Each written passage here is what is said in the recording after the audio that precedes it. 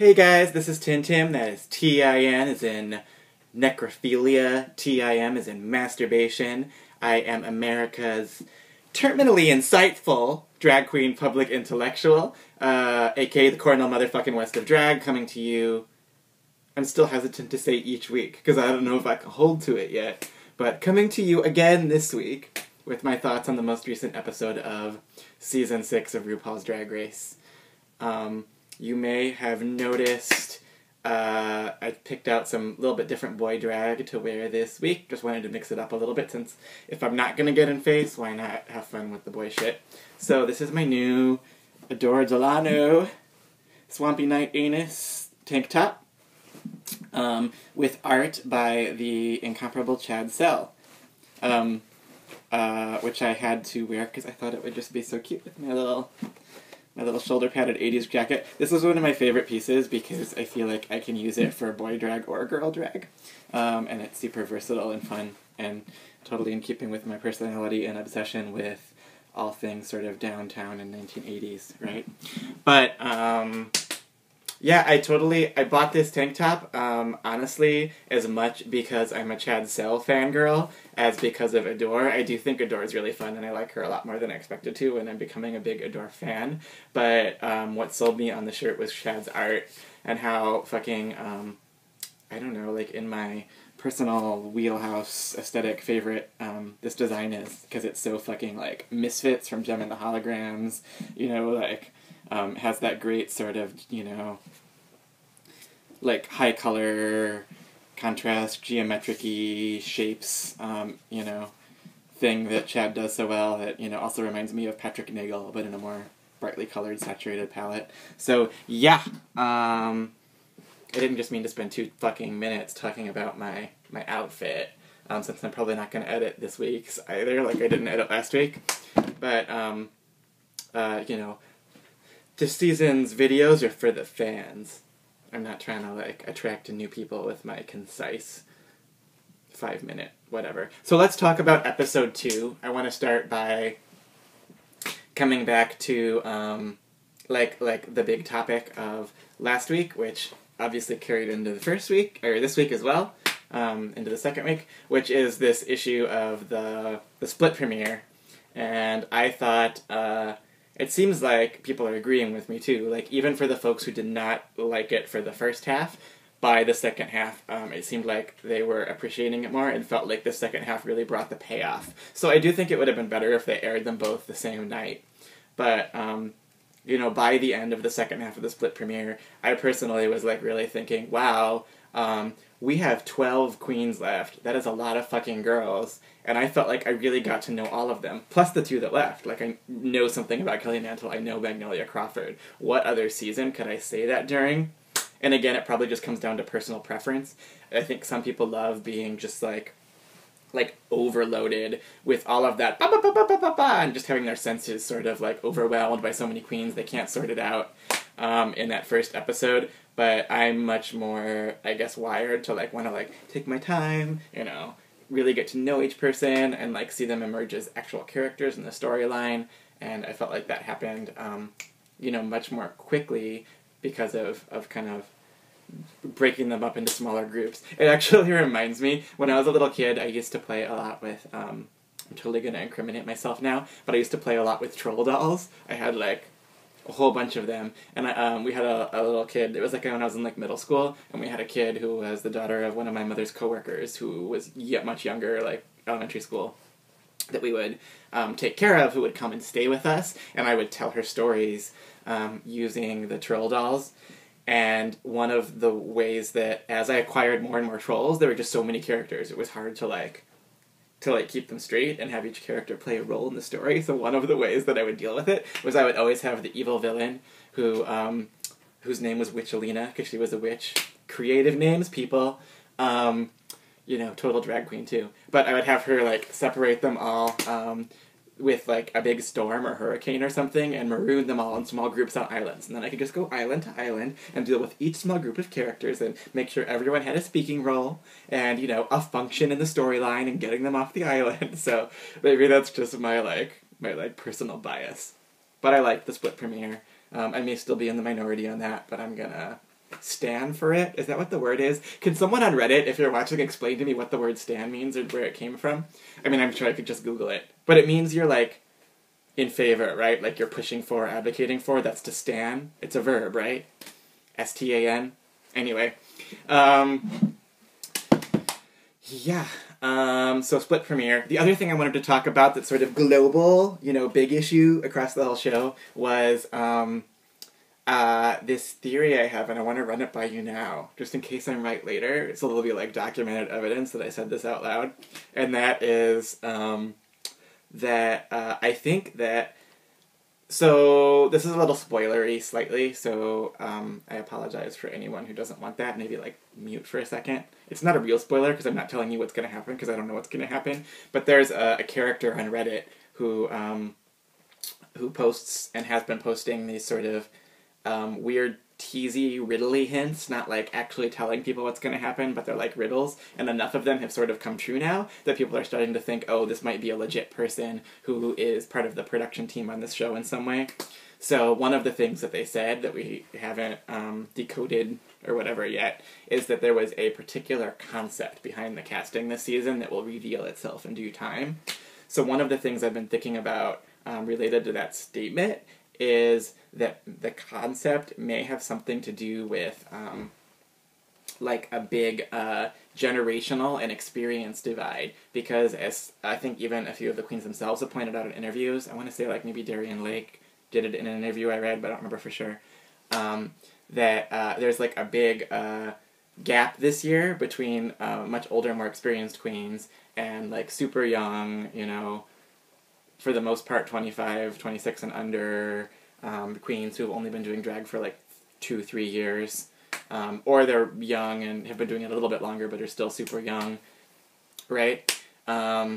So sort of anticipating that maybe that is a direction they'll be going more as the season progresses, sort of like pulling out that generational thing, maybe building challenges or even conflicts or whatever around it, which could be interesting. I don't know. But in case that comes to pass, I wanted to say it out loud and get y'all's ideas about it and see if you, like, think I'm crazy. I posted it on Reddit, and a lot of people were, like, actually sort of confirmed my suspicions or, like, agreed with me in different ways that it's totally possible that that could be, you know, part of the plot for the season. So that could either be really interesting or really irritating, depending on how they do it. Like, I hate it when sort of generational conflicts are overemphasized.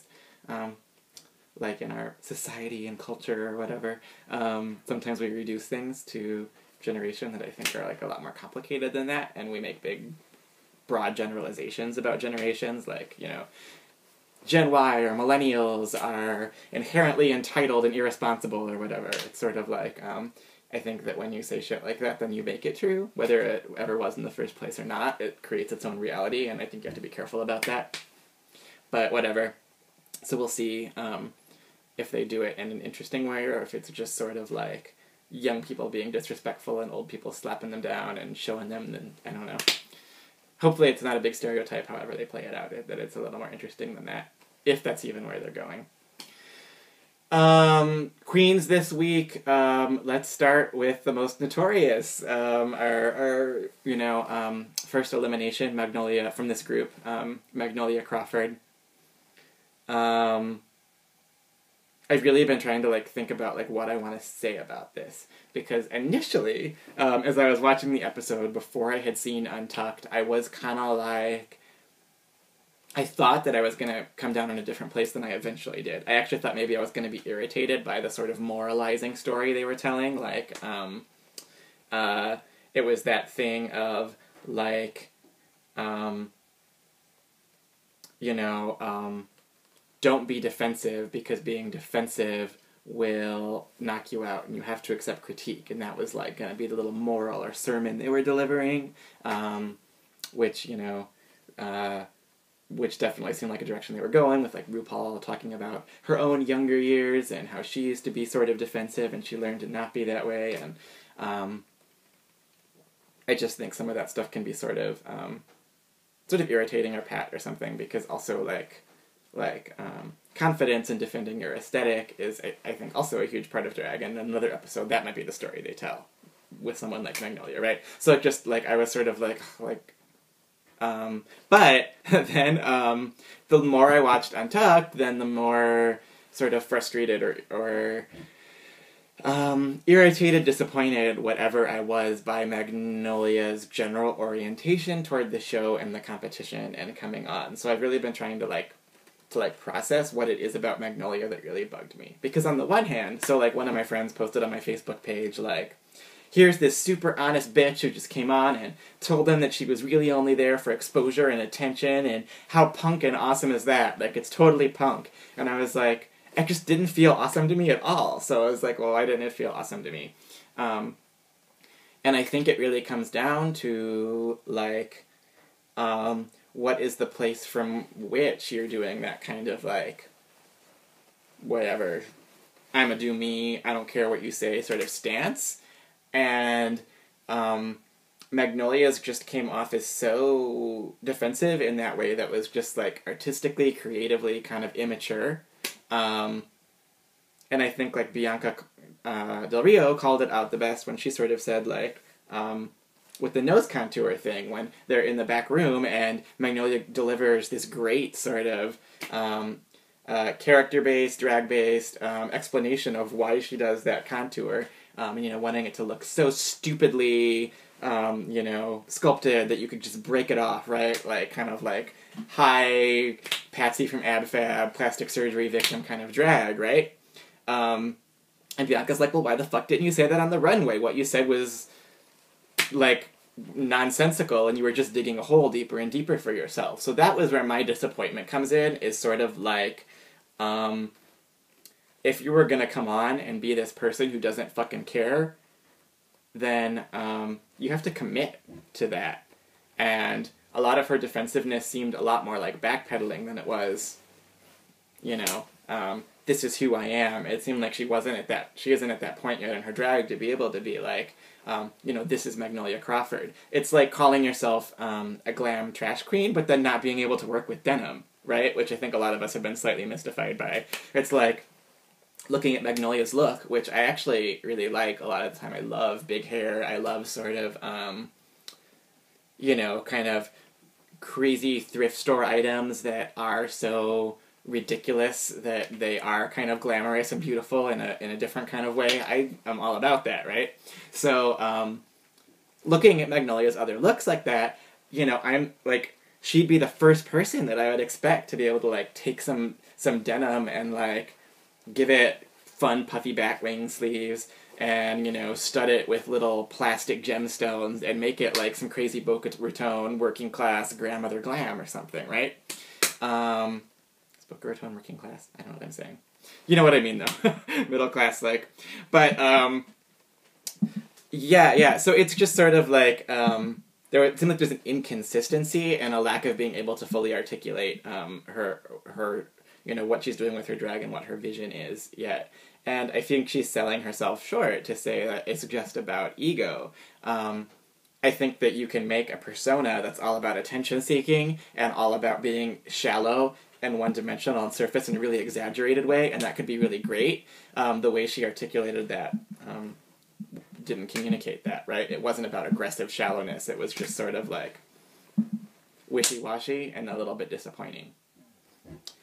And again, I think the thing that really resonated was, like, you know, so Bianca and Trinity also both said something like, so now you're exposed, what are you going to do? Exposure for what? Right? And I don't think that the for what has to be some big message. I don't think it has to be, like, deep or meaningful. I don't think it has to be, it could be all those things, but it doesn't have to be about, like, content. It could be about, like, my aesthetic as a queen is about being this aggressive cartoon of, like, shallowness, but she didn't even sort of articulate that much in a way that was interesting. It was just sort of like, I have this interesting confrontational element to me, but I'm also not really going to commit to it and stand by it. Like, I'm not really doing this for any real belief and commitment to the art and my art and what I do with it. You know, I mean, I think the thing that really turned me off, or, like, the turning point for me was when she said, I am not here to challenge myself. I think I've talked about this in previous videos, but I and this is just my personal bias as an artist, I think, or as a person who makes things, I just don't relate to the desire to stay stuck in a thing you're already doing, and to not grow, to not evolve, to not challenge yourself. I feel like art making for me is all about being dissatisfied with everything I make and really being driven and pushed by that. Yeah, I can be really lazy, and I can be really shallow, and attention, just getting some sliver of attention can be a part of the driver for doing this sometimes. But it's my disappointment with my laziness, my disappointment with not creating something that really matches the extent of my vision for it, or what I see as my evolving potential, that I think like really keeps driving me, and I think drives the artist that I most relate to. And maybe that's not very punk. I think part of the punk aesthetic was about being taking a position that you didn't believe in artistic quality so seriously and in such a committed way that you never progressed beyond like an aggressive 3-chord thing. But even then, I feel like there's like a level of commitment to that principle that doesn't jive with what Magnolia was delivering in this episode. So I was disappointed by her. But still interested in what she was doing.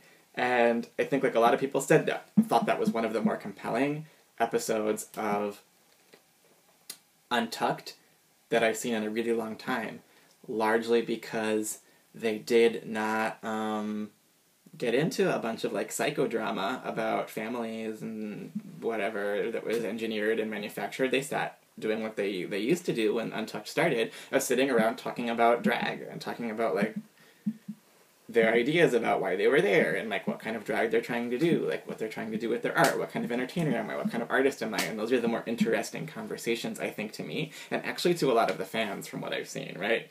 People aren't necessarily there for the waterworks.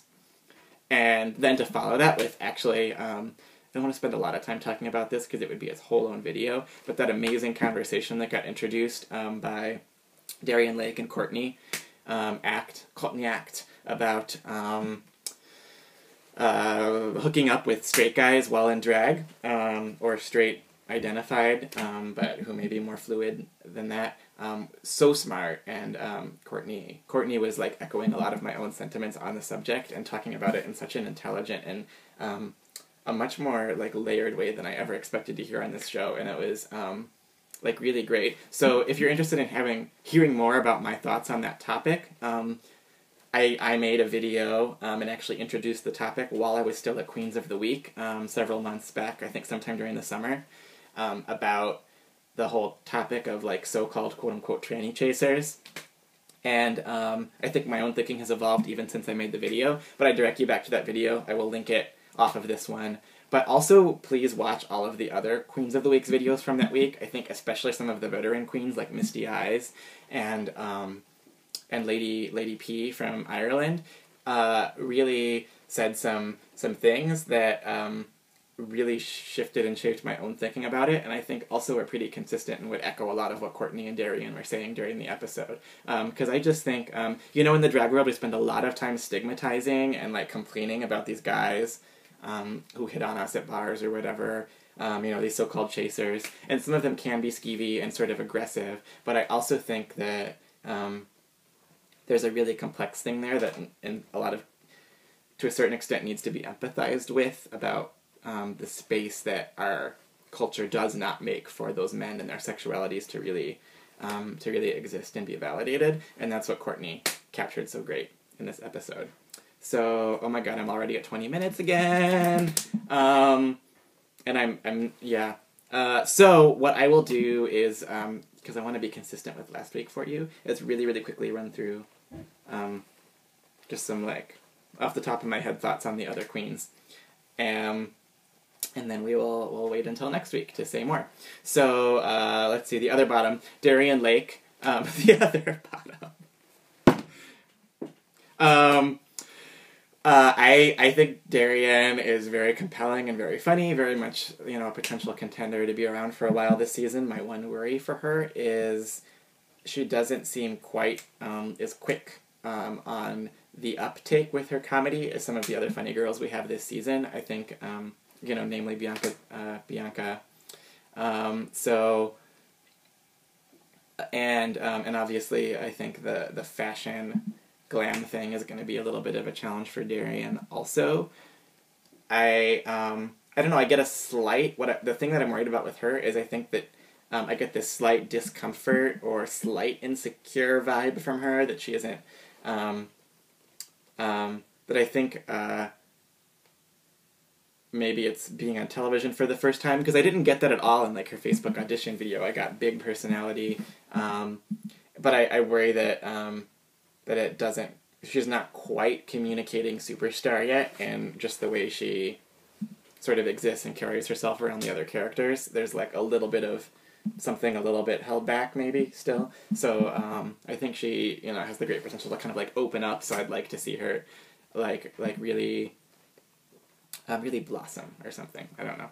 And then Courtney Act, I think is funny, fabulous, talented, obviously. I think her thing is going to be like, can she really capture our interest beyond just that sort of, image of perfection. And but after seeing her on the Untucked episode and seeing the like layers and depth there, I think I'm really interested in seeing what else she will bring. I do think it's super unfair to say that she's only doing fish or whatever, or not doing drag, because it just, looking back at like her other output as an artist, looking around the internet a little bit, I think she puts a lot of work into what she does and is definitely a personality, a performer, an entertainer, and not I think that it's not sort of just resting on something. I don't think, like, she's hardworking, so we'll see. And then who was else? Our top winners. Bianca Del Rio is hysterical. And I also really loved getting to see a little bit of who she is beyond just the insult comedy, because I hadn't gotten to see that yet. And I think the maturity and insight was as welcome to me as the funny was. So looking forward to seeing more of her, obviously. She's one of our favorites this season, it seems like, or a lot of fans' favorites. And then who else did we see in this? Milk! Milk was one of my favorites, or probably my favorite going into the season, the most pleasant surprise, just because I am so influenced by and so into a real, like, artistically progressive, visually progressive club kid type of aesthetic. And I loved her look this episode. I love that she stuck to her guns. I saw from the beginning of the episode, it seemed totally predictable to me that was a setup for her to prove everyone wrong, because I think she just has the execution skills to deliver a look that on someone else might just get read, right? But the only thing I was slightly disappointed in with Milk is that I think I forgot how unseasoned and like really young she is. She did, to me, the way that she talked about her plans and her aesthetic was a little bit kind of loosey, like, oh, I'm just sort of weird, whatever, and I didn't, I would like to see her be a little more articulate about her intentions, and to own what she's doing a little bit more strongly. I think, like, she should have been the first person saying, like, fuck yeah, I'm like high fashion, not just sort of like weird and whatever, because it seems to me, just looking at her, she has to be pretty well acquainted with kind of editorial sensibilities, because it seems to be a big influence on what she's doing. And then who else did we have this week? Bianca.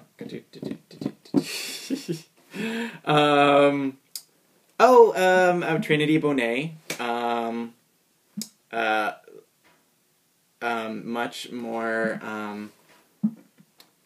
Much more sort of like, there's a lot more going on there than I thought there would be, I guess is the way I would say it.